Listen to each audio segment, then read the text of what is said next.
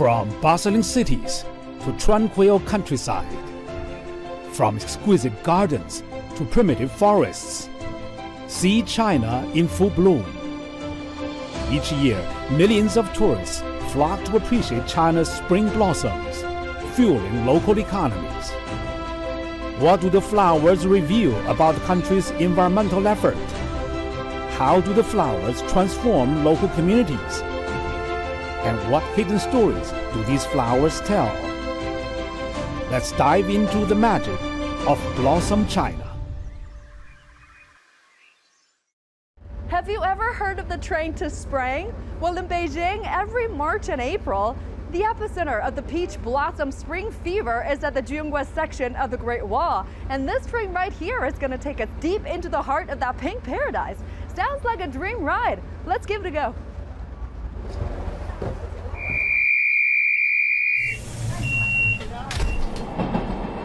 The view you're going to get here is spring exclusive.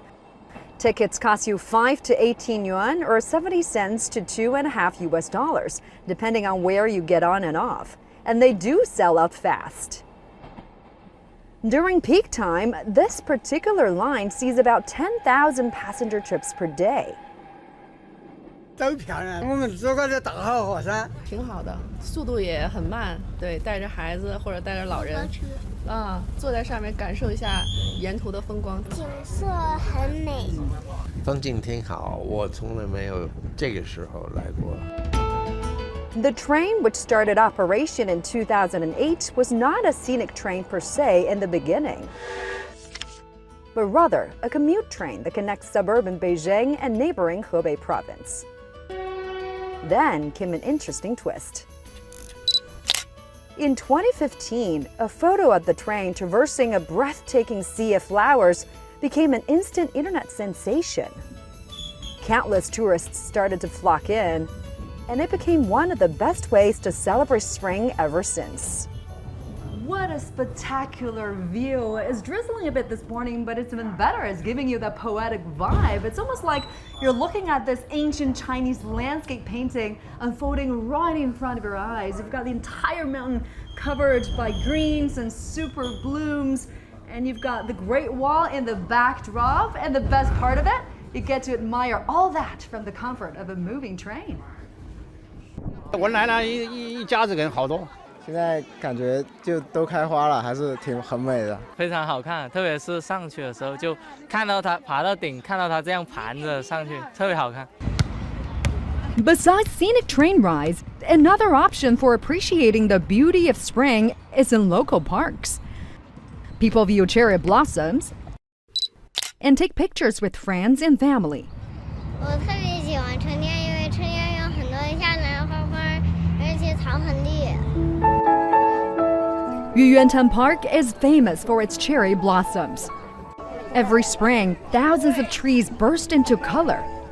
The park hosts a cherry blossom festival every year, attracting visitors from around the world. This year, more than 80,000 tickets were sold on the opening day. The surging demand for flower viewing has also triggered a boom in related businesses.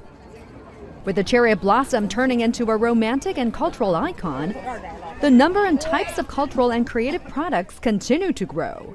我挺喜欢这手机壳的，然后因为它 I like phone cases like this one because I like the cherry blossom patterns on it and the color has spring vibes. 符合现在春天这个季节。然后对这个樱花有一个 I came here to buy some products because it reminds me my days in university where there were cherry blossoms every year. 勾起对之前的一些回忆。玉渊潭公园推出了主打的文创产品。By combining the key cultural features of our park and cherry blossoms, we launched a series of cultural products that are not only beautiful but also practical, such as doormats and phone cases. Meanwhile, fridge magnets, badges, and sticky notes with our classic cherry blossom designs are still customer favorites. We even developed our own cherry blossom IP figure Xiaoying for the younger generation. Cherry blossoms mean big business in China. Back in 2019, 340 million passenger trips related to admiring cherry blossoms were registered. Related tourism revenue exceeded 60 billion yuan, or about 8.3 billion US dollars. Experts estimate the scale of the cherry blossom-related industry will continue to expand. They see a potential of over 100 billion yuan, or about 13.9 billion US dollars, in the next 5 to 10 years. With Beijing advancing its construction of natural landscape, the Chinese capital has registered more than 1,000 parks and gardens. For forests, grasslands, flower gardens, and leisure parks, their designs emphasize the philosophies of getting close to nature and coexisting in harmony. I usually take a walk at this park twice a day, one in the morning and one after supper. The environment is good. Of course, we're willing to come here more frequently. I also join some activities here at the park, including playing Tai Chi and dancing. Sometimes my neighbors and friends come here together for a stroll. All of us enjoy the park very much. During the May Day holiday, over 100 areas were opened up for viewing flowers, such as tulips, lilacs, peonies, and pear blossoms. Parks and nature reserves also held cultural activities. The choices included making cultural products, tasting local snacks, and watching traditional performances. Flower viewing tours, camping equipment sales, travel outfit purchases, and seasonal food consumption are creating a boom in the spring economy. Tourism platforms have seen a huge surge in searches and bookings. Many platforms are rolling out promotion packages that capitalize on the seasonal splendor. But it's not just the economy that is benefiting. Scientists from the University of Alabama in the U.S. find that taking a 20-minute break in an urban park will make someone happier, even if it's just sitting there. It doesn't even have to be a park. Little green spots nestled between skyscrapers can also work wonders. Aiming to build itself into a garden city, Beijing's forest coverage has reached nearly 45%. There are over 1,000 parks citywide, with 400 million visits registered annually. All these spaces offer people a sanctuary to escape the hustle and bustle of city life and reconnect with their inner peace.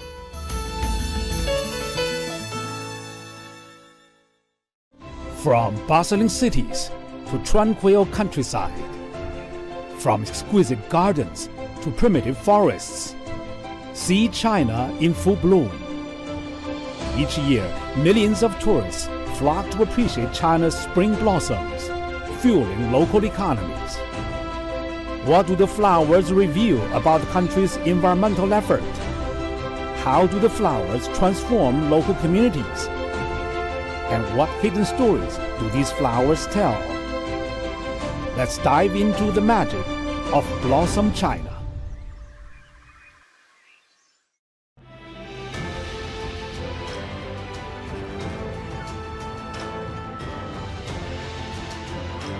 Luoyang, one of the oldest cities in China, is full of culture, history, and flowers. It served as the capital for 13 ancient Chinese dynasties, and its name translates to the city on the sunny side of the Luo River. In spring, tourists come here mainly for the peonies. Peonies are very beautiful and give people a feeling of grace and luxury. It's my third time in Luoyang. The flowers are so big and beautiful. Chinese people like how colorful and gorgeous they are. They have a particularly good meaning. The peony symbolizes wealth, prosperity, happiness.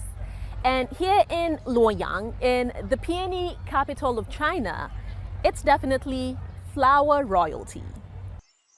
The peony, or mudan, is referred to here as China's unofficial flower.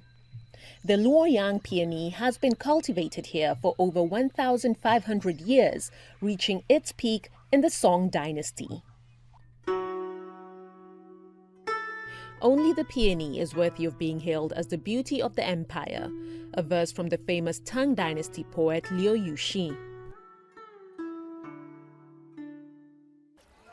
The Peony Festival in Luoyang began in 1983 and has been held every year since.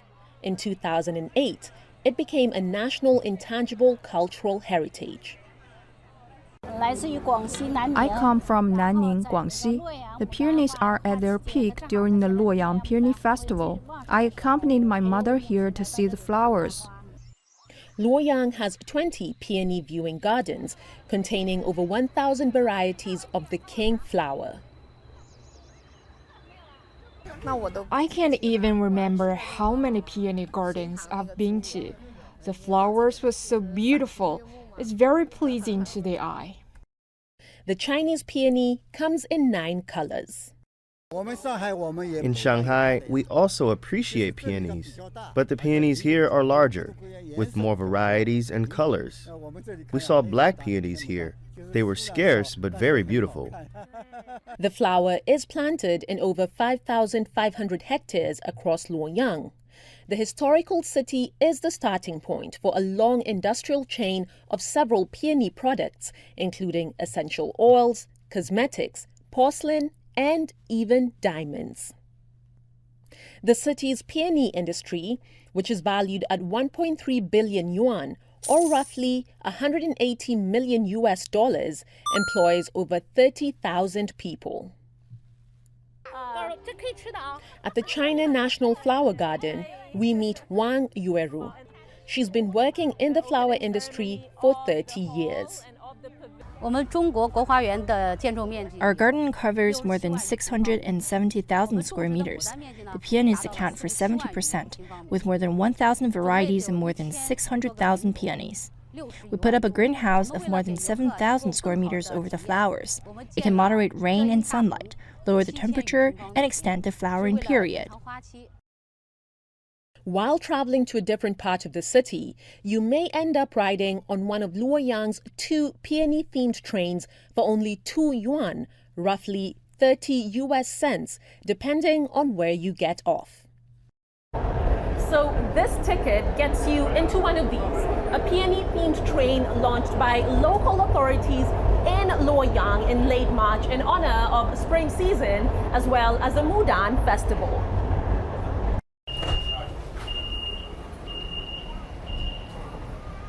We get off at Yingtian Gate.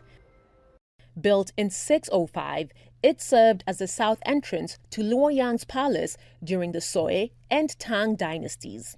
The palace even once hosted China's first and only empress, Wu Zetian. At the Luoyang Museum, queues stretch out with eager tourists ready to discover what the city has to offer. Over 20,000 cultural relics are collected here.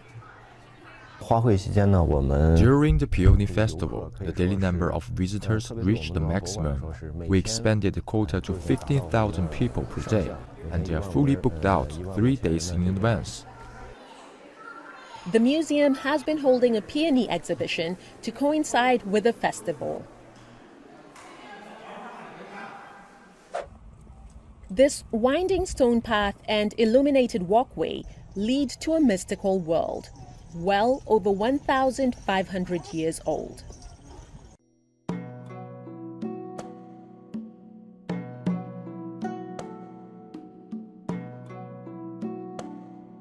The Longmen grottos are one of the homes of Chinese Buddhism.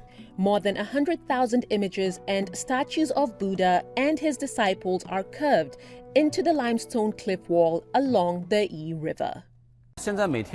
During peak time, we receive about 30,000 people daily. As a guide, I have to host 5 or 6 groups of tourists a day from all over the world. At the Longmen grottos, and in special times of the year, you have a choice. You can either come during the day or you can come in the evening. Now, I've done both, and I'll tell you this. there's definitely a reason why they recommend the nighttime tour.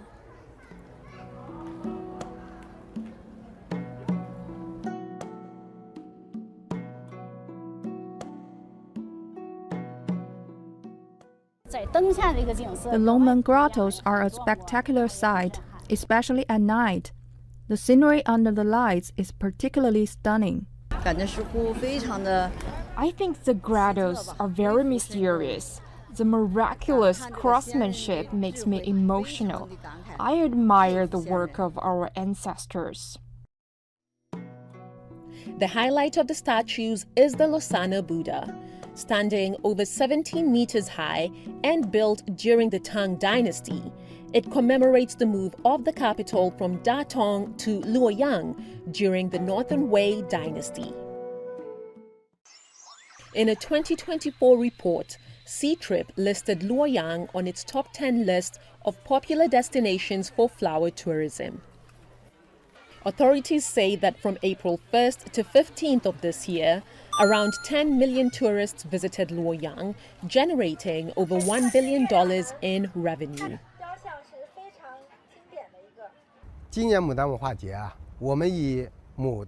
We have created different scenarios to improve the flower viewing experience, highlighting various Chinese elements and immersive activities. We tap into the flower economy, create new business models, and provide better services for domestic and foreign tourists. One of these foreign tourists is New Zealand botanist Michelle Moore. During the pandemic, she founded a bilingual peony club involving fellow Kiwis and Chinese enthusiasts. She's currently traveling to educate herself on the peony and has an ambitious plan. So I really want to promote the name Mudan for all the woody peonies in the world and for the whole world to use that name. And I think it's important because there's a Japanese name, Ito, for another hybrid, which is quite important. But really, China is the home of most of the peonies and thousands of years of breeding. And so I think it would be really great to have a Chinese word used internationally to bring respect to the Chinese Mudan industry. As part of the local government's efforts to promote local tourism, authorities have allowed children under 12 and adults over 60 to enter tourist hotspots free of charge. Most people come here for an immersive experience. They wear hanfu, the traditional Chinese costumes, and have their photos taken alongside the cultural relics. In 2023, the Luoyang Museum had a record 2.2 million visitors. I believe we will top that this year. I think wearing hanfu is a part of Chinese cultural inheritance. Everyone here wears it like this. Luoyang is fascinating. It's as if every nook and cranny has a story spanning centuries, maybe even millennia. From bustling cities to tranquil countryside, from exquisite gardens to primitive forests, see China in full bloom. Each year, millions of tourists flock to appreciate China's spring blossoms, fueling local economies. What do the flowers reveal about the country's environmental effort? How do the flowers transform local communities? And what hidden stories do these flowers tell? Let's dive into the magic of Blossom China.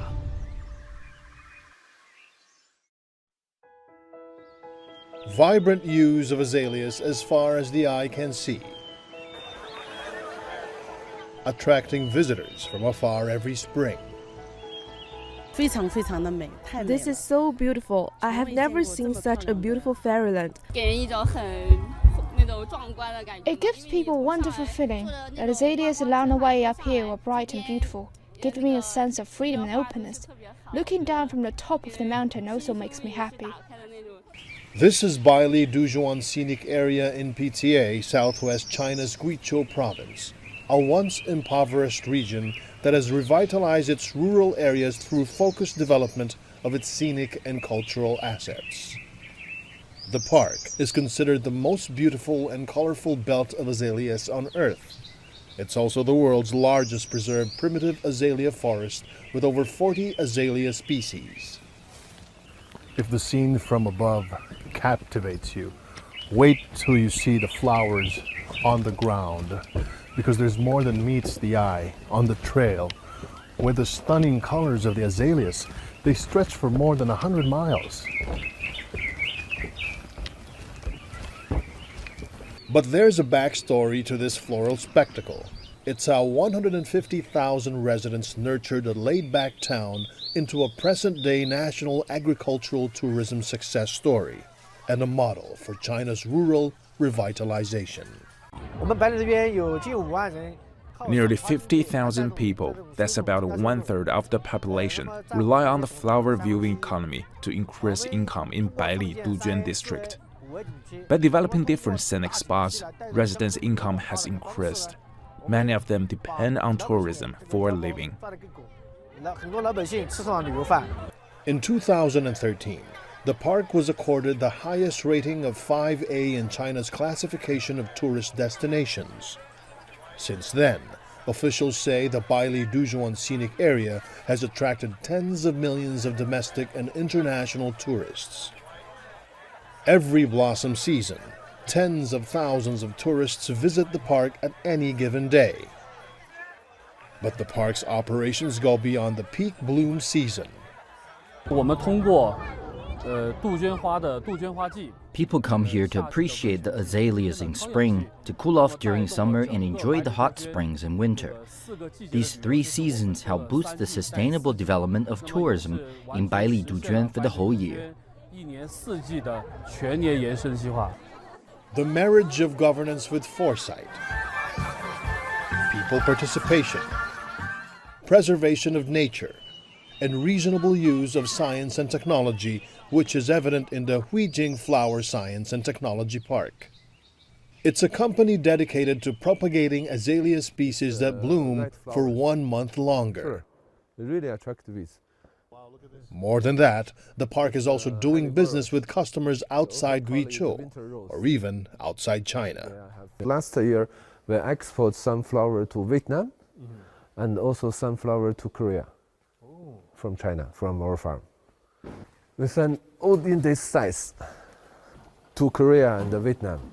They also like it very much. The Korean people, they like it in the springtime. They sell it in the springtime. And also the Vietnam people, they are buying like our Chinese New Year. So they decorate their house or office. Since its establishment in 2022, the company has hired dozens of local farmers, providing them not just with alternative income, but also advanced skills training to ensure a better harvest of azaleas. So they are learning how to produce that in the perfect way. It's not they produce 100 pods and out of that, they have only 50% for the A quality. But after we training them, what they are doing now, they can have 95, 98% by the A quality, because they are learning from here. They know what is the right time to give the fertilizers, to spray, what's the condition they need to spray, and when they need to change the pot, and when they need to do the pinch. 57-year-old Ye Xiangwei is one of the farmers turned gardeners.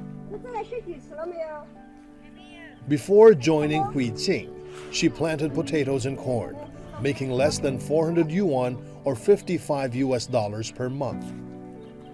But now, her income has seen a nearly 10-fold increase. I used to live on planting crops and doing farm work with very little income. Now, at the Flower Science and Technology Park, I can make more than 3,000 yuan per month. I can take care of my family and even raise pigs and cows. The job is easier and cleaner. I can wear clean clothes and shoes, and it is not tiring. I am very happy with my life now.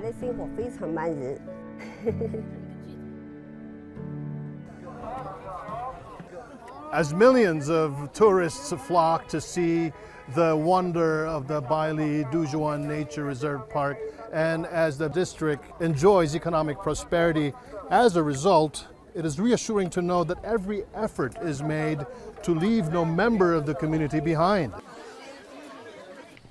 The agricultural tourism program is a proven success, and it has also benefited other cottage industries in Baili Duzhuan district by expanding their markets to more people. Gao Yue is a 28-year-old entrepreneur from Liangjing village. She's just set up her booth at the gate of the scenic area.